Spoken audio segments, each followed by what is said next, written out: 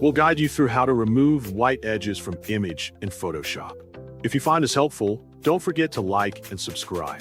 People search for this tutorial because white edges make images look cheap and unprofessional, especially in designs, thumbnails, or product photos.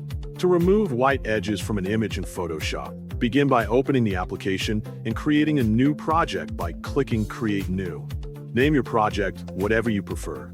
Then set the canvas size according to your needs, for example 1080 by 1920 pixels if you are working on a vertical layout. Change the background color to black so the white edges become easier to see and fix. Once all settings are ready, click OK to create the canvas. Next, import the image you want to edit by going to File, then Open, and selecting the photo from your device. After that, drag the opened image into the canvas you created earlier so it sits properly on your workspace. Now, right-click on the image layer in the Layers panel and choose Select Pixels to isolate the visible parts of the image. Once selected, click the Layer Mask icon at the bottom of the Layers panel to apply a mask based on that selection.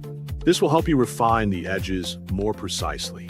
To remove the unwanted white outlines, go to the top menu, click Filter, navigate to Others, and then choose Minimum.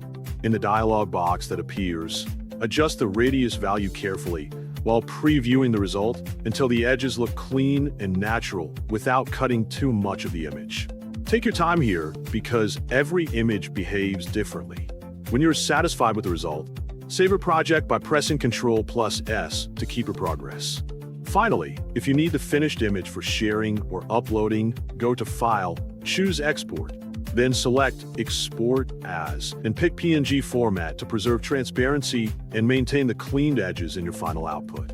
Make sure to double-check the edges against the black background to confirm there are no remaining halos or unwanted artifacts.